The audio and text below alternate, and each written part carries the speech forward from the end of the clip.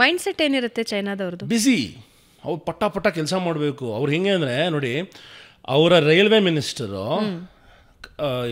ಅವರ prime minister first ಜಗತ್ತಿನಲ್ಲಿ bullet train ಶುರುವಾಗಿದೆ ಅಲ್ಲಿ ಜಪಾನಲ್ಲಿ. ಚೈನೀಸ್ ಪ್ರೈಮ್ ಮಿನಿಸ್ಟರ್ ಅಲ್ಲಿ ಹೋದರು. ಅಲ್ಲಿ ನೋಡ್ಬಿಟ್ಟು ಇದ್ಯಾಕೆ ನಮ್ಮ ದೇಶಕ್ಕೆ ತರಬಾರ್ದು ಅಂದರು.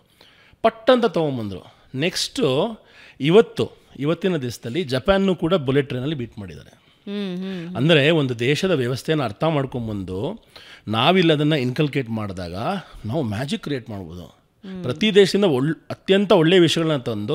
ಭಾರತದ ವಿಷಯಕ್ಕೆ ಬಂದಾಗ ಅದೊಂದು ಮಾತು ಹೇಳ್ತಾರೆ, ಪ್ರಜಾಪ್ರಭುತ್ವ ದೇಶ ಇದು, 5 ವರ್ಷಕ್ಕೊಂದ್ಸಲ ಸರ್ಕಾರ ಬದಲಾಗತ್ತೆ. ಅಲ್ಲ, ನಿಜ. ಏನಾಗುತ್ತೆ ಅಂದರೆ ಈಗ ನೋಡಿ, ಒಂದು ಬುಲೆಟ್ ಟ್ರೈನ್ ಪ್ರಾಬ್ಲಮ್ ಅಂತ ಬಂದರೆ ಈಗ ಏನಾಗುತ್ತೆ ಅಂದರೆ, ಬುಲೆಟ್ ಟ್ರೈನ್ಗೆ ಸ್ಟ್ರೈಟ್ ಟ್ರ್ಯಾಕ್ ಹಾಕಬೇಕು. ಯಾಕಂದರೆ ಅದು ಹೈ ಸ್ಪೀಡ್ ಹೋಗ್ತಾ ಇರುತ್ತೆ. ಚೈನಲ್ಲಿ ಇವಾಗ 600 km/h ಮಾಡ್ತಾ ಇದ್ದಾರೆ ಟ್ರೈನು. ನಾನು ಹೋದಾಗ 350 ಇತ್ತು, ಈಗ 600. ಅಂದರೆ ಫ್ಲೈಟ್ ಸ್ಪೀಡಲ್ಲಿ ಹೋಗುತ್ತೆ. ನಾನು ಕಾಯಿನ್ ಎಕ್ಸ್ಪೆರಿಮೆಂಟ್ ಅಂತ ಮಾಡಿದ್ದೆ. ಒಂದು ಕಾಯಿನ್ನ ಹಿಂಗೆ ಇಟ್ಟಿದ್ದೆ, ನಿಲ್ಲಿಸಿದ್ದೆ. ಇಡೀ 4 hour ಜರ್ನಿ ಹಂಗೆ ನಿಂತಿತ್ತು ಟ್ರೈನು. ಅಷ್ಟು ಸ್ಪೀಡಲ್ಲಿ 350ಲಿ ಯಾವ ಗಡಗಡ ಇಲ್ಲ, ಅಂತ ಹೋಗುತ್ತೆ ಟ್ರೈನ್. ನಾವು ತರೋಕ್ಕಾಗಲ್ಲ. ಯಾಕೆ ಹೇಳಿ? ನಮ್ಮಲ್ಲಿ ಇವತ್ತವರೆಗೂ ಗೂಡ್ ಶೆಡ್ ರೋಡೇ ನಾವು ಸರಿ ಮಾಡೋಕ್ಕಾಗಿಲ್ವಲ್ಲ. ಇಷ್ಟು ವರ್ಷ ಆಯಿತು, ಇನ್ನು ಬುಲೆಟ್ ಟ್ರೈನಿಂದ ಹಾಕೋಣ. ಯಾಕೆ ಹೇಳಿ? ಆ ಟ್ರ್ಯಾಕ್ ಹಾಕಬೇಕಂದ್ರೆ ಸ್ಟ್ರೈಟ್ ಲೈನ್ ಹಾಕಬೇಕು. ಅದಕ್ಕೆ ಎಲ್ಲರೂ ಇಂಜೆಕ್ಷನ್ ತರ್ತಾರಲ್ಲ. ಪ್ರತಿ ಅಂಗಡಿನೂ ನಂಗೆ ಬೇಡ, ನಂಗೆ ಇಷ್ಟ ಇಲ್ಲ, ನೀನು ಹಾಕ್ಬೇಡ, ಕೇಸ್ ಹಾಕ್ತೀನಿ. ಅದು ಕ್ಲಿಯರ್ ಆಗೋಷ್ಟರಲ್ಲಿ ವರ್ಷಗಳಾಗೋಗಿರುತ್ತೆ. ಆಗೋದೇ ಇಲ್ಲ. ಯಾವತ್ತಿಗೂ ನಾವು ಚೈನಾ ದೇಶದ ಥರ ಬುಲೆಟ್ ಸಿಸ್ಟಮ್ನ ತರೋಕ್ಕೆ ಸಾಧ್ಯನೇ ಇಲ್ಲ ಈ ದೇಶದಲ್ಲಿ. ಯಾವತ್ತಿಗೂ ಆಗಲ್ಲ ಅದು. ಬಟ್ ಬೇರೆ ರೀತಿ ಡೆವಲಪ್ಮೆಂಟ್ ತರ್ಬೋದು ಅಷ್ಟೇ. 1-2 ಎಕ್ಸಾಂಪಲ್ ಕೊಡಿ. ಪ್ರತಿಯೊಂದು ವಿಷಯದಲ್ಲೂ ಒಂದು ರಸ್ತೆ ಹಾಕೋದ್ರಲ್ಲಾಗ್ಬೋದು. ಇವತ್ತು ಎಷ್ಟು ಸಫರ್ ಮಾಡ್ತಾ. ಇವಾಗ ನಾನು ಮನೆಯಿಂದ ಇಲ್ಲಿಗೆ ಬರೋದಕ್ಕೆ 25 ನಿಮಿಷ ಸೇವ್ ಮಾಡ್ಬೋದಿತ್ತು.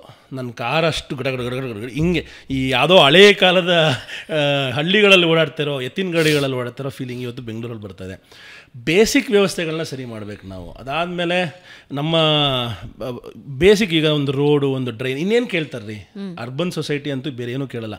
ಒಳ್ಳೆ ರೋಡ್ ಹಾಕೋರು, ಒಳ್ಳೆ ಡ್ರೈನೇಜ್ ಸಿಸ್ಟಮ್ ಕೊಡು, ಮತ್ತು ಸಣ್ಣ ಪುಟ್ಟ ಫೆಸಿಲಿಟಿ ಕೊಡು ಅಂತ. ಬಟ್ ಅದೇ ರೂರಲ್ಲಿಗೆ ಬಂದರೆ ಇನ್ನೂ ತುಂಬ ಹೆಲ್ತ್ ಕೇರ್ ಬಹಳ ಮುಖ್ಯ. ಯಾಕೆಂದರೆ ಇವತ್ತು ನಾವೆಲ್ಲರೂ ಬೇಕಾ ಬೇಡವೋ ಬೇರೆ ಬೇರೆ ಹೆಲ್ತ್ ಸಮಸ್ಯೆಗಳಿಂದ ಒದ್ದಾಡ್ತಾ ಇದ್ದೀವಿ. ಆದರೆ ಏನಾಗ್ತಾಯಿದೆ, ಈಗ ನಾವು ಸರ್ಕಾರಿ ಆಸ್ಪತ್ರೆಗೆ ಹೋದರೆ ಬದುಕು ವಾಪಸ್ ಬರ್ತೀವಿ ಅನ್ನೋ ಗ್ಯಾರಂಟಿ ಯಾರಿಗಾರು ಒಬ್ರಿಗಾರು ಇದೆಯಾ? ಖಂಡಿತ ಇಲ್ಲ. ಪ್ರತಿಯೊಬ್ಬರಿಗೂ ಒಂದು ಭಯ ಇದೆ. ನಾವು ಸರ್ಕಾರಿ ಆಸ್ಪತ್ರೆ ಅಂದರೆ ಭಯ. ಆದರೆ ನೀವು ಡೆನ್ಮಾರ್ಕ್ ದೇಶದ ಒಂದು ಸಿಸ್ಟಮ್ ತೊಗೊಂಡ್ರೆ, ನೀವು ಆಳಾಗಿ ಅರಸಾಗಿ, ಆ ದೇಶದ ರಾಜ ಕೂಡ, ಆ ದೇಶದ ಟಾಯ್ಲೆಟ್ ಕ್ಲೀನ್ ಮಾಡುವಂತಹ ಒಬ್ಬ ಪರ್ಸನ್ ಕೂಡ ಒಂದೇ ಹಾಸ್ಪಿಟ್ಲಿಗೆ ಹೋಗ್ತಾನೆ. ಯಾಕೆಂದರೆ ಆ ದೇಶದಲ್ಲಿ ಒಂದೇ ಹಾಸ್ಪಿಟ್ಲ್ ಇರೋದು. ಏರಿಯಾಗೆ ಕಮ್ಯುನಿಟಿ ಹಾಸ್ಪಿಟಲ್ಸ್ ಅಂತ ಮಾಡಿರ್ತಾರೆ. ನೀವು ಅದೇ ಹಾಸ್ಪಿಟ್ಲಿಗೆ ಹೋಗಬೇಕು. ನಿಮಗೆ ಬೇರೆ ಫೆಸಿಲಿಟಿ ಇಲ್ಲ. ಸರ್ಕಾರ ನಿಮಗೆ ಉಚಿತ ಮಾಡಿಬಿಟ್ಟಿರುತ್ತೆ ಪ್ರತಿಯೊಂದು. ಯಾಕಂದರೆ ನಿಮ್ಮ ಟ್ಯಾಕ್ಸೇಷನ್ ದುಡ್ಡಲ್ಲೇ ಅದನ್ನು ಕಟ್ ಮಾಡಿ ತೊಗೊಳ್ತಾರೆ. ಸೊ ಆ ರೀತಿ ಪ್ರತಿಯೊಂದಕ್ಕೂ ಸಿಸ್ಟಮ್ ಮಾಡಿದ್ದಾರೆ. ನಿಮ್ಗೆ ಗೊತ್ತಾ, ಒಂದು ಆಶ್ಚರ್ಯಕರವಾದ ವಿಷಯ, ಪೊಲೀಸಿಗೆ ಕೂಡ ಆ ದೇಶದಲ್ಲಿ ಫೈನ್ ಹಾಕ್ತಾರೆ.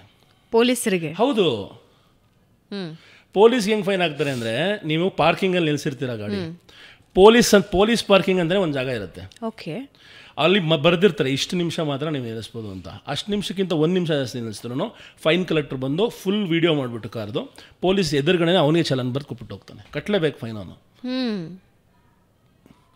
ಒಬ್ಬ ಹಾರ್ಟ್ ನೋವು ಬಂತು ಅಂದ್ಬಿಟ್ಟು ಹಾಸ್ಪಿಟ್ಲ್ ಹತ್ರ ಬಂದು ಗಾಡಿನ ಪಾರ್ಕ್ ಮಾಡ್ತಾನೆ. ಹಾಸ್ಪಿಟ್ಲಿಗೆ ಇಳಿದೋಗ್ಬಿಡ್ತಾನೆ. ಅವನಿಗೆ ಅಲ್ಲಿ ಸರ್ಜರಿ ಆಗುತ್ತೆ. ಒಂದು 20 ದಿವಸ ಅವ್ನು 20-50 ದಿವಸ ಒಟ್ಟು ಹಾಸ್ಪಿಟ್ಲ್ ಇರ್ತಾನೆ. ಅವ್ನು ಮರ್ತೋಗ್ಬಿಡ್ತಾನೆ, ನಾನು ಕಾರ್ ಇಲ್ಲಿ ಪಾರ್ಕ್ ಮಾಡಿರೋದು. ಅವ್ನಿಗೆ ಎಷ್ಟು ಬಂದಿರ್ಬೋದು ಹೇಳಿ ಫೈನು? 45 ಲಕ್ಷ ಏನೋ ಬಂದಿತ್ತು ಅವನಿಗೆ. ಹೌದು, ಅದು ಓದಿದ್ದೆ, ಅಲ್ಲಿ ಹೋಗಿ ಕನ್ಫರ್ಮ್ ಕೂಡ ಮಾಡಿಕೊಂಡೆ. ಅವನಿಗೆ ಎಷ್ಟೋ ಲಕ್ಷ ಫೈನು. ಅದನ್ನು ಅವ್ನು ಕಟ್ಟೋಕ್ಕಾಗಿಲ್ಲ ಅಂತ ಕೋರ್ಟಲ್ಲಿ ಪ್ಲೀಡ್ ಮಾಡಿದಾಗ, ಈ ಥರ ಆರೋಗ್ಯ ಸಮಸ್ಯೆ ಅಂದರೆ ನೀವು ಬೇರೆ ಯಾರಿಗಾರು ಹೇಳ್ಬಿಟ್ಟು ಮಾಡಿಸ್ಬೇಕಾಗಿತ್ತು ಅಂತ ಹೇಳಿ, ಅದಾದಮೇಲೆ ಚೂರು ರಿಬೇಟ್ ಕೊಟ್ಟು ಪ್ರತಿ ತಿಂಗಳು ಸಂಬಳದಲ್ಲಿ ಅವನಿಗೆ ಕಟ್ ಮಾಡ್ಕೋತಾರೆ ಸರ್ಕಾರನೇ. ಕರಪ್ಷನ್ ಫ್ರೀ ಸೊಸೈಟಿ ನಾನು ನೋಡಿದ್ದು ಡೆನ್ಮಾರ್ಕಲ್ಲೇ. ಫಿನ್ಲ್ಯಾಂಡ್ ಕೂಡ ಬಹಳ ಚೆನ್ನಾಗಿದೆ ಅಂತ ಕೇಳ್ಪಟ್ಟಿದ್ದೀನಿ. ಫಿನ್ಲ್ಯಾಂಡ್ ಕೂಡ ಹೋಗಬೇಕು ಅನ್ನೋ ಆಸೆ ಮನಸ್ಸಲ್ಲಿದೆ. ಬಟ್ ನಾವು ಅವರು ಹೋಲಿಕೆ ಮಾಡ್ಕೊಳಕ್ಕಾಗಲ್ಲ. ಬಟ್ ಇದು ಜನಸಂಖ್ಯೆ ಸಮಸ್ಯೆ ಅಲ್ಲ, ಇದು ಉದ್ದೇಶ ಸಮಸ್ಯೆ. ಉದ್ದೇಶ ಚೆನ್ನಾಗಿದ್ದರೆ ನಾವು ಏನು ಬೇಕೋ ಮಾಡ್ಬೋದು. ವಂಡರ್ಫುಲ್. ಈಗ ತುಂಬ ಅಪಾಯಕಾರಿ ಅಂತ ಎಲ್ಲಿ ಅನ್ನಿಸ್ತು ನಿಮಗೆ? ಅಂದರೆ ಉಕ್ರೇನಲ್ಲಿ ಪರಿಸ್ಥಿತಿ ಹಂಗಿತ್ತು, ಯುಕ್ರೇನ್ನ ಪರಿಸ್ಥಿತಿ ಹೌದು. ಅದನ್ನ ಬಿಟ್ಟು ನಾನು ಬದುಕು ವಾಪಸ್ ಬರ್ತೀನೋ ಇಲ್ಲೋ ಅಂತ ಅನ್ಸಿದ್ದು ಯಾವ್ದು? Coldest place in the world. ಯಾಕಂದ್ರೆ ಆ ರೋಡ್ ಆಫ್ ಬೋನ್ಸ್ ಅಲ್ಲಿ ಓಡಾಡಬೇಕಾದ್ರೆ ಅಲ್ಲಿ ನಿಮ್ಮ ಗಾಡಿ ಕೆಟ್ಟೋದ್ರೆ ಸಾಯ್ಬೋದು. ಹಾಗಂದ್ರೆ ನಿಮಗೆ ಪ್ರತಿ ಕ್ಷಣ ಪ್ರತಿ ಮೂಮೆಂಟ್ ಏನು ಬೇಕೋ ಆಗ್ಬೋದು ಅಲ್ಲೆಲ್ಲ. ನೀವು ಬಟ್ಟೆ ಸರಿ ಇಲ್ಲ, ನಿಮ್ಮ ಬಟ್ಟೆಲಿ ತೂತಿದೆ ಅಂದರೂ ಸಾಯ್ಬೋದು ನೀವು. ಅಂದರೆ ಪ್ರತಿಯೊಂದಕ್ಕೂ ಮಹತ್ವ ಕೊಡಬೇಕು, ಯಾವ ವಿಷಯನೂ ನೆಗ್ಲೆಕ್ಟ್ ಮಾಡಬಾರ್ದು ಅನ್ನೋವಂತಹ ವಿಷಯಗಳನ್ನು ಕಲ್ತಿದ್ದು ನಾವಲ್ಲಿ. ನಾವು ಕೆಲವು ಉಡಾಫೆ ಮಾಡ್ತೀವಿ, ಬಿಡೋಣ ಅಂತ. ಯಾವುದನ್ನು ಆ ದೇಶದಲ್ಲಿ ಆ ಊರುಗಳಲ್ಲಿ ಬಿಡು ಅಂತ ಮಾಡೋಕ್ಕೆ ಆಗಲ್ಲ. ಪ್ರತಿಯೊಂದಕ್ಕೂ ಪ್ಲ್ಯಾನ್ ಇರಬೇಕು, ಪ್ರತಿಯೊಂದಕ್ಕೂ ರೆಡಿ ಇರಬೇಕು ನೀವು. ಈಗ ದೇವಸ್ಥಾನದಲ್ಲಿ ಕೂಡ ಶೂ ಹಾಕೊಂಡು ಹೋಗ್ಬೇಕಲ್ಲಿ. ಓಕೆ. ಮಂಗೋಲಿಯಲ್ಲಿ ನಾನು ಎಷ್ಟೊಂದು ಜನ ಕಾಮೆಂಟ್ಸ್ ಹಾಕಿದ್ರು, ಏನು ರೀ ದೇವಸ್ಥಾನಕ್ಕೆ ಶೂ ಹಾಕೊಂಡು ಹೋಗಿದ್ದೀರಾ ಅಂತ. ನಾನು ಶೂ ಬಿಚ್ಚೋದ್ರೆ ಅಲ್ಲ ಅವ್ನು ಬೈತಾನೆ, ಯಾಕಂದ್ರೆ ಸತ್ತೋಗ್ಬೋದು ನೀವು ಶೂ ಬಿಚ್ಚೋದ್ರೆ. ಪಾದ ಥಂಡಿ ಆದರೆ -45 ನೆತ್ತಿಗೆ ಏರಿದ್ರೆ you can die. Frost bites ಆಗ್ಬೋದು, ಬೇರೆ ಏನೋ, ಆಮೇಲೆ ಕಾಲೇ ಕಟ್ ಮಾಡಬೇಕಾದ ಸಿಚುವೇಶನ್ ಬರ್ಬೋದು. ಸೊ ಸನ್ನಿವೇಶದ ಪ್ರಕಾರ, ಪರ್ಸ್ಪೆಕ್ಟಿವ್ಸ್ ಪ್ರಕಾರ ನಾವು ಬದುಕಬೇಕು. ನಾವೇನು ಮಾಡ್ತೀವಿ ಅಂದರೆ, ನಾವು ಇಲ್ಲಿ ಬದುಕಿ ಏನಾಗಿದೆ ಅಂದರೆ ನಮಗೆ ಬೇರೆ ಏನು ದುನಿಯಾನೇ ಗೊತ್ತಿಲ್ಲ, ಎಲ್ಲದನ್ನೂ ಒಂದೇ ರೀತಿ ನೋಡ್ತೀವಿ. ಇನ್ನೊಬ್ಬನ ಶೂಲಿ ಕಾಲಿಟ್ಟು ನೋಡು, ಅಥವಾ ಶೂ ಇಲ್ದಿರೋ ಅಥವಾ ಕಾಲೇ ಇಲ್ದಿರೋ ಪರ್ಸ್ಪೆಕ್ಟಿವಲ್ಲಿ ಯೋಚನೆ ಮಾಡು ಅಂತ ಹೇಳ್ತಾರಲ್ಲ, ಆ ರೀತಿ ನಾವು ಯೋಚನೆ ಮಾಡಬೇಕಾಗತ್ತೆ. ಬಟ್ ಡೇಂಜರಸ್ ಅಂದರೆ ಇರಾನ್ ತುಂಬ ಸೆನ್ಸಿಟಿವ್ ಟೈಮಲ್ಲಿ ಹೋಗಿದ್ದೆ, ಆಮೇಲೆ ಇರಾಕ್ಗೂ ಕೂಡ ಸೆನ್ಸಿಟಿವ್ ಟೈಮಲ್ಲಿ ಹೋಗಿದ್ದೆ. ಇಸ್ರೇಲ್, ಪ್ಯಾಲೆಸ್ಟೀನ್, ಗಾಜಾ ಬಾರ್ಡರ್ಸ್ ಹೋದಾಗಲೂ ಸೆನ್ಸಿಟಿವ್ ಇತ್ತು. ಆಲ್ಮೋಸ್ಟ್ ಮಾಡಿದ ಎಲ್ಲ ಇಥಿಯೋಪಿಯಾ, ಸೂರಿ ಜನಾಂಗ ಅಂತ ಒಂದು ಟ್ರೈಬ್ ಇದೆ. ಸೂರಿ ಜನಾಂಗದ ಟ್ರೈಬ್ಸ್ ಹೆಂಗೆ ಅಂದರೆ, ಅಲ್ಲಿ ನೀವು ಮದುವೆ ಆಗಬೇಕು ಅಂದರೆ ನೀವು ಹುಡುಗಿರನ್ನ ನಿಲ್ಲಿಸಿರ್ತಾರೆ, ಬೇರೆ ಬೇರೆ ಊರಿಂದ ಹಳ್ಳಿಗಳಿಂದ ಬಂದಿರೋ ಹುಡುಗರೆಲ್ಲ ಒಂದು ಕಡೆ ಇರ್ತಾರೆ. ಅವ್ರವ್ರ ಹಳ್ಳಿಗಳಿಂದ ಮ್ಯೂಸಿಕ್ ಹಾಕೊಂಡ್ಬರ್ತಾರೆ, ಎಲ್ಲ ಫುಲ್ ಬಾಡಿಲಿ ಏನೂ ಬಟ್ಟೆ ಇರಲ್ಲ, ಇನ್ನು ಹಳೆ ಕಾಲದ ಹತ್ರ ಬರ್ತಾರೆ. ಒಬ್ಬೊಬ್ರು ಒಳ್ಳೆ ಕಟ್ ಮಸ್ತಾಗಿರ್ತಾರೆ, ಸೌಂಡ್ ಬರುತ್ತೆ ಅಂತ. ಒಬ್ಬೊಬ್ರು ಒಂದೊಂದು ಸೌಂಡ್ ಮಾಡಿಕೊಂಡು ಆ ಫೈಟಿಗೆ ಬರ್ತಾರೆ. ದೊಂಗ ಫೈಟ್ ಅಂತ ಒಂದು ಫೈಟ್ ನಡೆಯುತ್ತೆ. ಹುಡುಗರು ಕಡ್ಡಿಗಳಲ್ಲಿ ಹೊಡೆದಾಡೋದು, ರಕ್ತ ಕಾರಬೇಕು ಅಲ್ಲಿವರೆಗೂ ಹೊಡೆದಾಡ್ತಾರೆ. ಯಾರು ಮುಖಾಮುಖಿಯಲ್ಲಿ ಹೊಡೆದಾಕ್ತಾರೆ ಒಬ್ರದೊಬ್ರು, ಯಾರು ಗೆಲ್ತಾನಲ್ಲ ಆ ಫೈಟಲ್ಲಿ ಅವನೇ ಆ ವಧುನ ಒರೆಸೋದು. ಅಂದರೆ ನೀನು ಯೋಗ್ಯತೆ ಇಲ್ಲದೆ ಯು ಕೆನಾಟ್ ಮ್ಯಾರಿ ಅನ್ನೋ ಥರ, ನೀನು ಅವನನ್ನು ನೋಡ್ಕೋಬೇಕು ಅಂದರೆ ಆ ಕೆಪಾಸಿಟಿ ಬೆಳೆಸ್ಕೊಂಡು ಫೈಟ್ ಮಾಡುವಂಥ. ಇಥಿಯೋಪಿಯಲ್ಲಿ ಇರೋ ಅಷ್ಟು ವಿಚಿತ್ರವಾದ ಕಲ್ಚರ್ಸು ನೀವು ವಿಶ್ವದಲ್ಲಿ ಎಲ್ಲೂ ನೋಡೋಕ್ಕಾಗಲ್ಲ. ಇಥಿಯೋಪಿಯಲ್ಲಿ ವರ್ಲ್ಡ್ಸ್ ಹಾಟೆಸ್ಟ್ ಪ್ಲೇಸ್ ಇದೆ, ದನೈಕಲ್ ಡಿಪ್ರೆಷನ್ನು. ಅದಾದಮೇಲೆ ಅದು ವಿಶ್ವದ ಅತ್ಯಂತ ದೊಡ್ಡ ಸಾಲ್ಟ್ ಲೇಕ್ ಇದೆ. ಅದಾದಮೇಲೆ ಆ್ಯಕ್ಟಿವ್ ಎರ್ತಾಲೆ ಜ್ವಾಲಾಮುಖಿ, ಅದ್ರ ಪಕ್ಕ ನಡೆದಂತಹ ಅನುಭವ. ಆಮೇಲೆ ಅಲ್ಲಿ ಇಲ್ದಿರುವಂತಹ ವಿಷಯಗಳೇ ಇಲ್ಲ, ಅಲ್ಲಿರುವಂತಹ ಬುಡಗಟ್ಟುಗಳು, ಅಲ್ಲಿರುವಂತಹ ಒಂದು ಸಂಸ್ಕೃತಿ, ಆಚಾರ ವಿಚಾರ. ಆಮೇಲೆ ನಮ್ಮ ಮನುಷ್ಯನ ಮೂಲ ಕೂಡ ಇಥಿಯೋಪಿಯಾ ಅಂತಲೇ ಹೇಳ್ತಾರೆ. ದನೈಕಲ್ ಡಿಪ್ರೆಷನ್ ಅಂತ ಏನಿದೆ, ಅಲ್ಲೇ ಮೊಟ್ಟ ಮೊದಲ ಕಳೆಬರಹ ಇವತ್ತರೆಗೂ ಸಿಕ್ಕಿರೋದು. 6 ಲಕ್ಷ ವರ್ಷದ ಹಿಂದೇನೋ ಸಿಕ್ಕಿದಂತಹ ಲೂಸಿ ಅನ್ನೋ ಕಳೆಬರಹ, ಅದು ಇಥಿಯೋಪಿಯಾದ ರಾಜಧಾನಿಯಾದ ಆಡಿಸ್ ಅಬಾಬಲ್ಲಿ ಇಟ್ಟಿದ್ದಾರೆ. ಲೂಸಿ ಮ್ಯೂಸಿಯಂ ಅಂತ ಇದೆ. ಅಂದರೆ ಮೊಟ್ಟ ಮೊದಲ ಮನುಷ್ಯನ ಕಳೆಬರ, ಅದು ಹೆಣ್ಣಿಂದು ಅಂತ ಕನ್ಫರ್ಮ್ ಮಾಡಿದ್ದಾರೆ. ಅದಾದ್ಮೇಲೆ ಸ್ವಲ್ಪ ಮಕ್ಕಳು ಎಲ್ಲ ಇದೆ, ಎಲ್ಲ ಸಿಕ್ಕಿರೋದು ಇಥಿಯೋಪಿಯಲ್ಲಿ. ಅಂದರೆ ಅದಾದ್ಮೇಲೆ ಇವತ್ತವರೆಗೂ ಯಾವುದೂ ಸಿಕ್ಕಿಲ್ಲ, ಅದಕ್ಕಿಂತ ಹಳೆಯದು. ಸೊ ಇವತ್ತಿನವರೆಗೂ ಏನು ಗ್ಯಾರಂಟಿ ನಮಗೆ ಅಂದರೆ, ನಮ್ಮೆಲ್ಲರ ಮನುಕುಲದ ಮೂಲ ಇಥಿಯೋಪಿಯಾದಿಂದ ಶುರುವಾಗಿದೆ.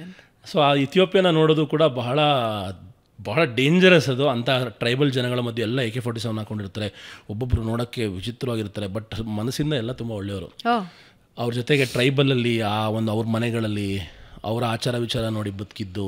ಆಮೇಲೆ ನೋಡಿ, ಒಂದು ಜನಾಂಗ ಇದೆ ನ್ಯಾಂಗ್ತೋಮ್ ಅಂತ ನಾನು ಬರುತ್ತೆ, ಅವರು ಯಾರು ಮದುವೆ ಆಗ್ತಾರೆ ಅಂದರೆ, ಹುಡುಗನ ಮನೇಲಿರುವಂಥ ಹೆಣ್ಮಕ್ಳು ಬೆನ್ನಿಗೆ ತಾವೇ ಬಾಸುಂಡೆ ಬರೋಂಗೆ ಹೊಡ್ಕೋತಾರೆ, ಕಿತ್ತೋಗಿರುತ್ತೆ ಬೆನ್ನು.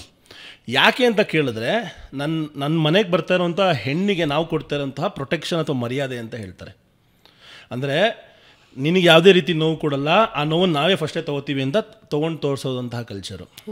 ಆಮೇಲೆ ನಿನ್ನ ಹುಡುಗ ದೊಡ್ಡವನಾಗಿದ್ದಾನೆ ಅಂತ ಪ್ರೂವ್ ಮಾಡೋದಕ್ಕೆ 6 ದನಗಳನ್ನು ನಿಲ್ಲಿಸ್ತಾರೆ. ಅವನು ಬರೀ ಮೈಯಲ್ಲಿ ಓಡ್ಬಂದು ಆ 6 ದನಗಳನ್ನು ಜಿಗಿದು ಜಂಪ್ ಮಾಡಿ ಅದ್ರ ಮೇಲೆ ನಡ್ಕೊಂಡು ಹೋಗಿ ಆ ಕಡೆ ಜಂಪ್ ಮಾಡಬೇಕು. ಆ ಥರ 6 ಸಲ ಮಾಡಬೇಕು ಅವನು. ಹಿಂಗೆ 6 ಸಲ ಮಾಡಿದ್ರೆ ಅವ್ನು ಗಂಡಸು ಅಂತ ಲೆಕ್ಕ. ಅಲ್ಲಿಂದ ಅವನು ಮ್ಯಾನ್ಹುಡ್ಗೆ, ಅಂದರೆ ಹುಡುಗನಿಂದ ಗಂಡಸಾದ, ಅವನ ಪ್ರಮೋಷನ್ ರೆಡಿ. ಅದಕ್ಕೆ ದೊಡ್ಡ ಪಾರ್ಟಿ ಮಾಡ್ತಾರೆ, ಅಲ್ಲಿಯ ಬಿಯರ್ ಮಾಡ್ತಾರೆ. ಅದೆಲ್ಲ ಒಂದು ಇಮ್ಯಾಜಿನೇ ಮಾಡೋಕ್ಕಾಗಲ್ಲ. ಅದೊಂದು ಬೇರೆ ದುನಿಯಾ, ಬೇರೆ ಲೋಕ, ಹಿಂದೆಂದು ಯಾರು ನೋಡಿಲ್ದಿರುವಂತಹ ಜಗತ್ತು. ಈ ಥರ ಕಲ್ಚರ್ಸ್ನೆಲ್ಲ ನೋಡಿದ್ದು. ಈಜಿಪ್ಟಲ್ಲಿ ಪಿರಮಿಡ್ಗಳ ಒಳಗೆ ಹೋಗಿದ್ದು, ಆ ಪಿರಮಿಡ್ಸ್ ಒಳಗೆ ಏನೇನಿದೆ ಅಂತ ಅರ್ಥ ಮಾಡ್ಕೊಂಡಿದ್ದು.